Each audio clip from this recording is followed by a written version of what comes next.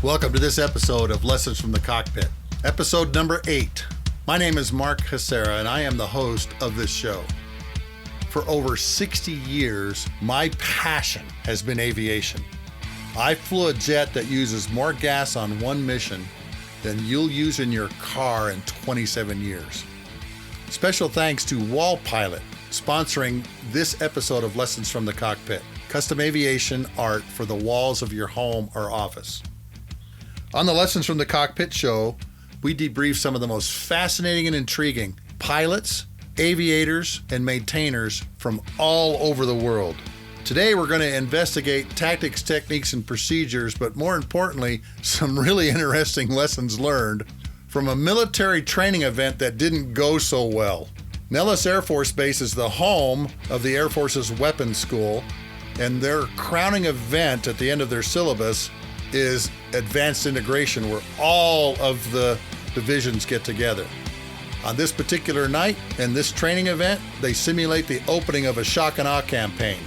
We lost about 8 airplanes in the first 5 minutes of this training event, all because of one little mistake that snowballed. Our exploration gives listeners practical advice on how the aviation world works, but more importantly, we're trying to expand your critical thinking skills in the air and on the ground by digging into some of these lessons learned from the aviation world. So, grab an adult beverage of your choice, sit down, strap in, and let's begin the Lessons from the Cockpit show. One of those great images that will never leave my mind as long as I live is being at Nellis Air Force Base during a large force exercise. While I was teaching at the KC-135 Combat Employment School, now called the 509th Weapons School, we got to participate in the Weapons School's mission employment phase. It is now called Advanced Integration Phase, and it's one of the most incredible things you'll ever see in your life. For 2 weeks, Nellis Air Force Base hosts 18 divisions of the weapons school. Now, for those of you that don't understand weapons school, you've heard of the Navy's Top Gun program. Big movie about that. Big movie coming out pretty soon. Tom Cruise, Maverick and Goose. The Air Force has its version of Top Gun. It is called the Air Force's Weapons School. It is the advanced training for weapon systems in the United States Air Force.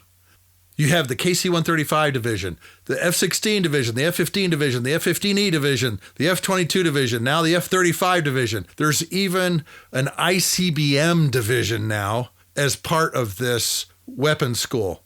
There's intelligence weapons school, there's a drone weapons school, command and control weapons school. Like I said, 18 divisions all coming together to fight in an exercise that's called advanced integration.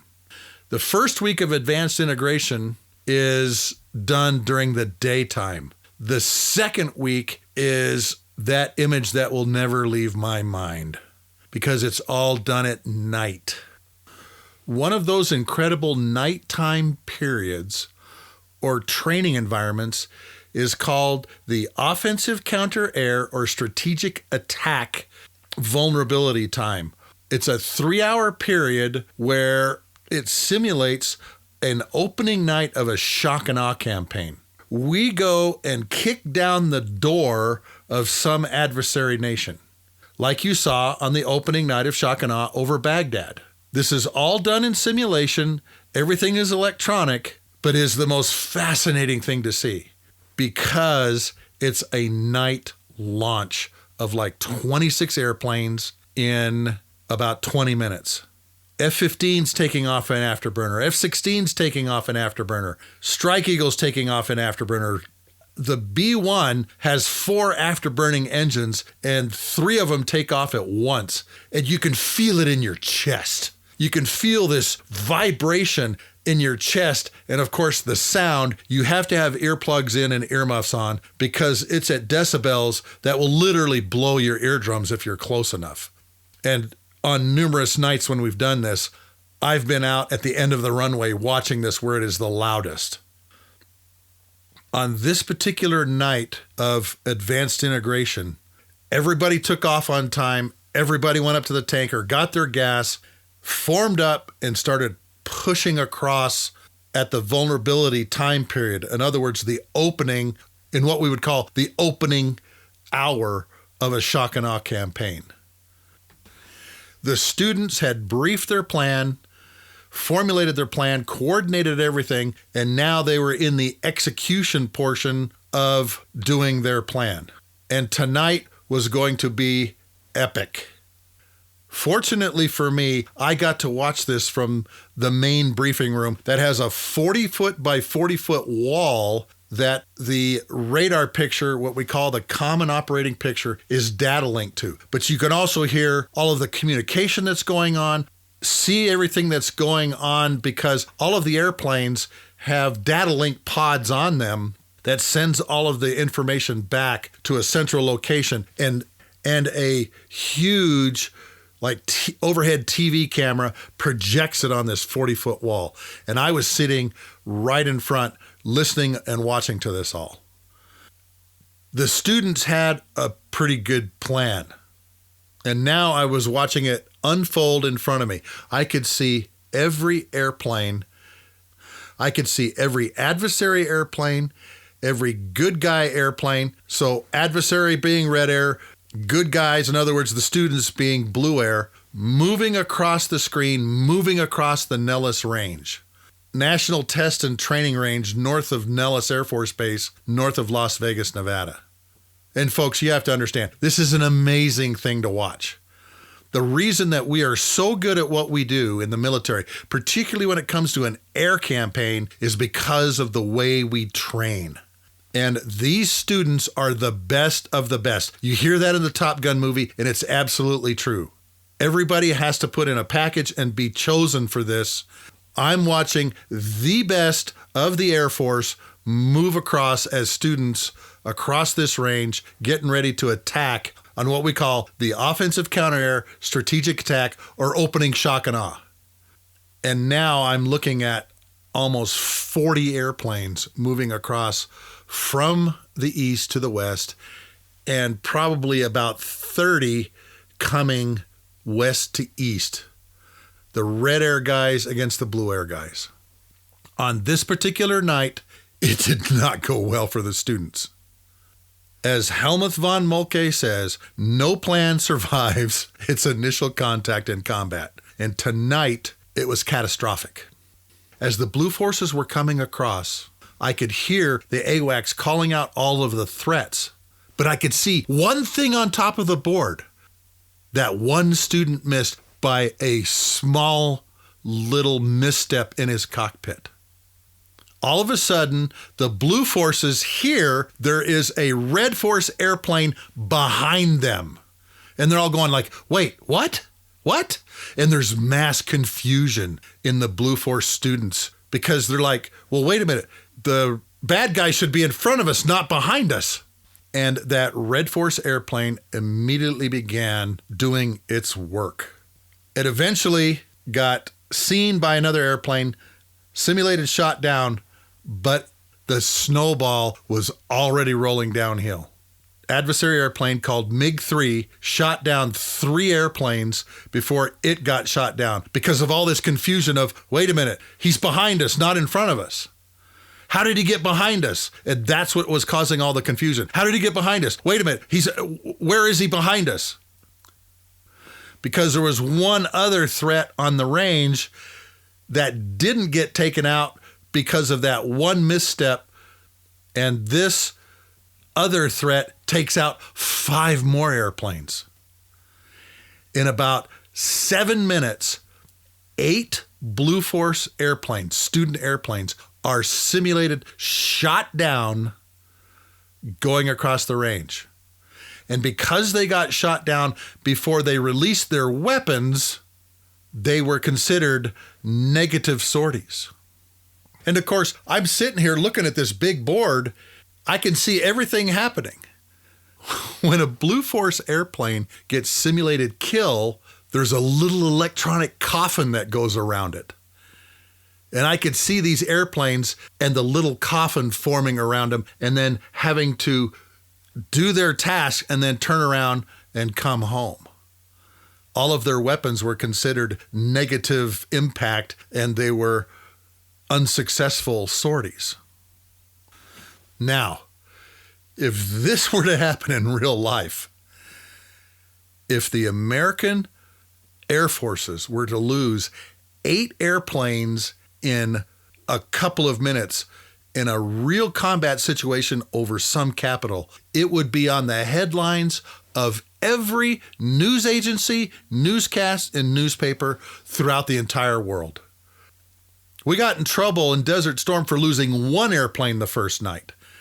And in this simulated combat, we lost 8 in just a few minutes.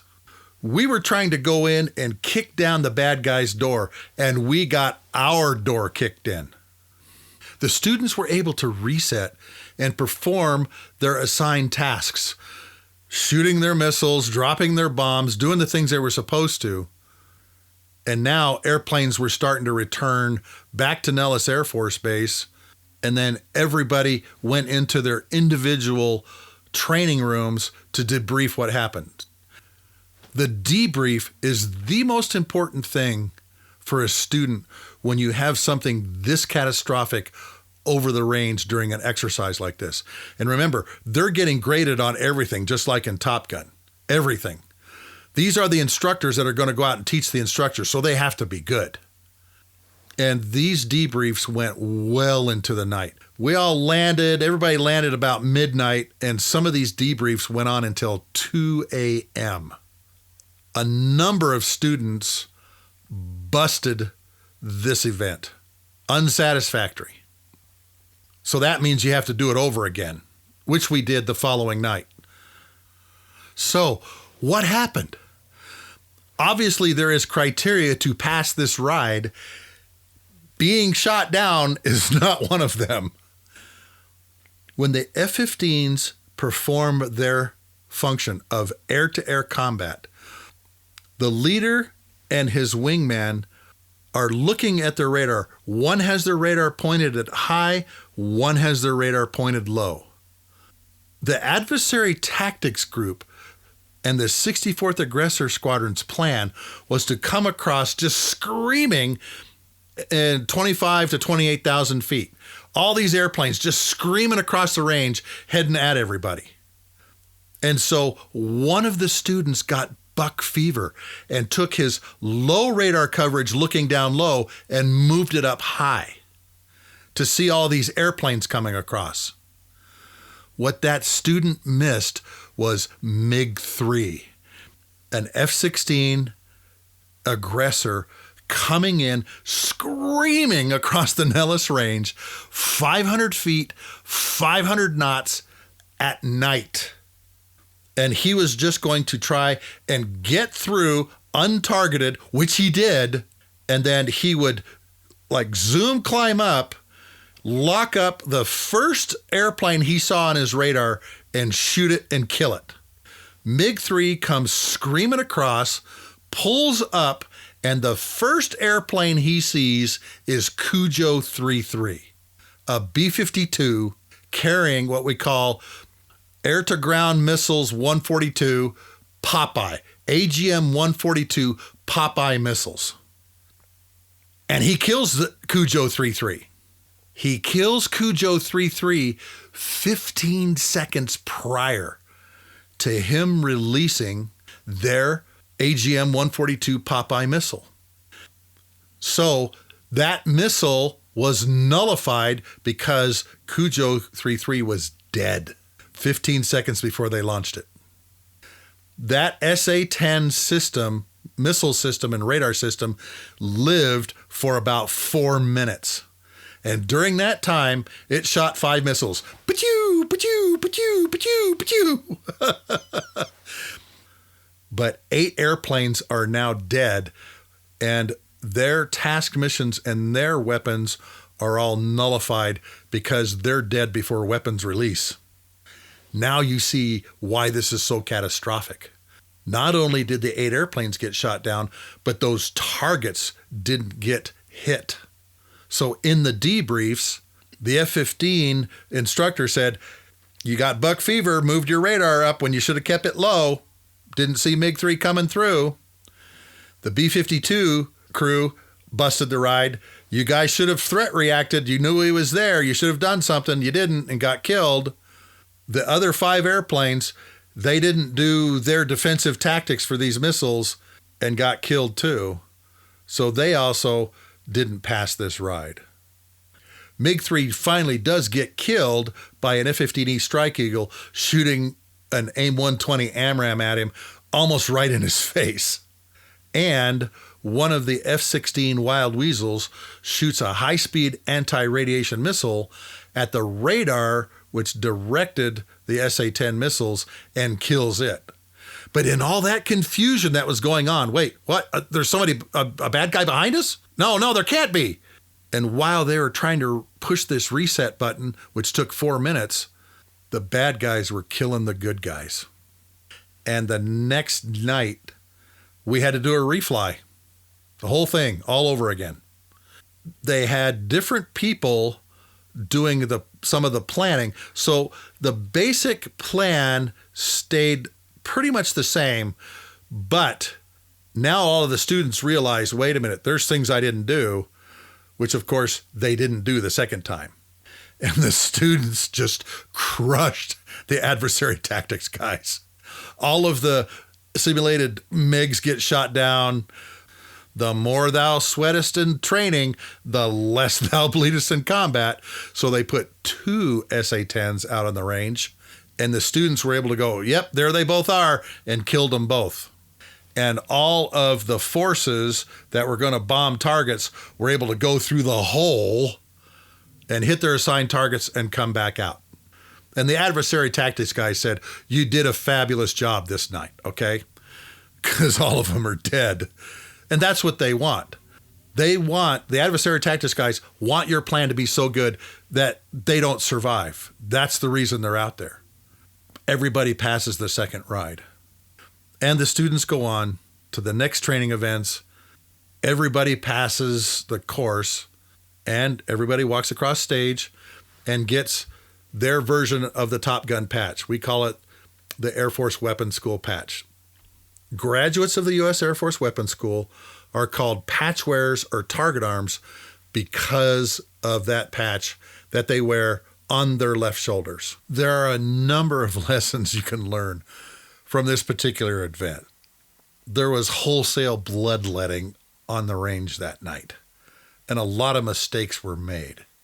But I think when you look back at this, there are 3 that I really want to emphasize to all of you. Number 1, be accountable for the actions you take. Own them. If you make a mistake, own up to it. People have more respect for those who own their mistakes and learn from them. There's a great quote by the SEAL commander Jocko Willink. And he says, for leaders, the humility to admit and own mistakes and develop a plan to overcome them is essential to success. The best leaders are not driven by ego or personal agendas. They are simply focused on the mission and how best to accomplish it. And of course, we had a good plan. The students had a good plan coming into night 2, and they crushed the bad guys, the Red Force. Even though they failed the night before, they learned from their mistakes, went out, did the things that they were supposed to, did their assigned tasks, and crushed the bad guys. Here's a great quote by Michael Jordan. I've missed more than 9,000 shots in my career. I've lost almost 300 games. 26 times I've been trusted to take the game-winning shot and missed. I've failed over and over and over again in my life. And that is why I succeed. You have to learn to put your failures behind you. I talked to an Israeli fighter pilot once, flew F-16s. I met him in Alabama when I was going through squadron officer school, and he said something to me at dinner when I asked him, what makes you guys so good? And he said something to me about leadership. He said, Mark, when you do good, don't pat yourself on the back. Move on to the next thing. When you do bad, learn from the mistake, forget about it, put it behind you, and go on. So many times things happen in our lives that become anchors. We let them become anchors because we failed. I've gotten fired from 2 different jobs while I was in the Air Force. And yet I realized from being fired what I learned from that. And also it was a vector check, God's vector check, because I went on to do even more important things, like running all air refueling in the Middle East. We now live in a very risk-averse society. And if you were to sit through one of these weapons school and probably Top Gun debriefs, you would be pretty shocked at how brutal we can be. Because remember, if you make a mistake like this in combat, real combat, not in an electronic virtual world over a range north of Las Vegas, but over Baghdad or Moscow or Taiwan, wherever, people are going to get killed. And you don't want your forces to be killed. You don't want to be one of those people that lands without a wingman. Because of our risk-averse society, we don't like listening to bad things about ourselves. But when we fail, we have to do a self-examination of ourselves. What did I do wrong? Why did I do it that way? What's a better way to do this? And this is what the weapons school debriefs are all about. Take some time to sit down this week and write down your pros and cons. What do I do really good? What do I do not so good? Where's places I need to change in your mental life, your spiritual life, your physical life, or even your vocation? Take a self-examination and be honest about it and say to yourself, where do I need to make changes here? Why do I need to make those changes? And how will it affect me? And if there's some kind of big failure you've had, put it behind you, because maybe you're supposed to go a different direction. You want to be healthier. You want to be smarter. You want to be more plugged into what's going on around the world. And you want to be the person everyone comes to when things go bad. The third thing I want to challenge you to. Our weapons school was 482 academic hours, 18 5-hour flights, a 3-hour sim, and a graduate level paper accomplished in 19 weeks. That's just in the 135 division. This was intense training and education. And there's a difference between training and education. And if you don't believe me, go look those two words up. What I want you to do over the next 14 days is learn something new. Read something in some book that will make you a better person, physically, mentally, spiritually, and make you into and shape you into one of those people that at work or in your vocation or your community, people come to you because they know you have the knowledge. You have what we call the gouge. You're the knowledgeable one. You're the one everyone can count on in a time when it's crunch point, when things are going bad, and be able to help teach and train those folks and lift them up. Be positive when you're in these teaching moments. We're all going to make mistakes. There's a lot of people out there that are afraid of the making mistakes and are particularly anchored by mistakes and failures they have in their past. Go find those people that you can teach these new skills to. I've read in many articles that most CEOs of companies read anywhere between 50 to 60 books a year. May I recommend to you 3 books to start with, to start your learning process. The first one, Millionaire Success Habits by Dean Graziosi. There are some really good exercises in this book to help you think and grow, but also help you personally, mentally, physically, and spiritually. If you're going to read Dean Graziosi's book, do for me at least 2 or 3 of the exercises in that book. The next one is called Code of the Extraordinary Mind by Vishen, Vishen Lakhiani, Lakhiani. This is another one of those great self-help books that will make a difference in your life, because he tells you, how do you control what's going on inside your cranium, what's going on inside your mind, and gives you some other great exercises to do to help you get control over your thoughts and how you do things. Last one, Dare to Lead by Brené Brown. A great book that I really enjoyed. She has great stories in there and a fantastic TED Talk that you can go and look up and listen to. Takes about 18 minutes if I remember right. So, 3 books. Millionaire Success Habits, The Code of the Extraordinary Mind, and Dare to Lead are books that I have in my library, and all of mine are tabbed.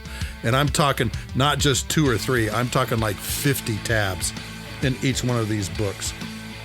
I hope you've enjoyed this episode of Lessons from the Cockpit. This was a really fun one for me, okay? I remember this night very well because of what happened on the range and this massive failure and the students going out the next night and just crushing everybody.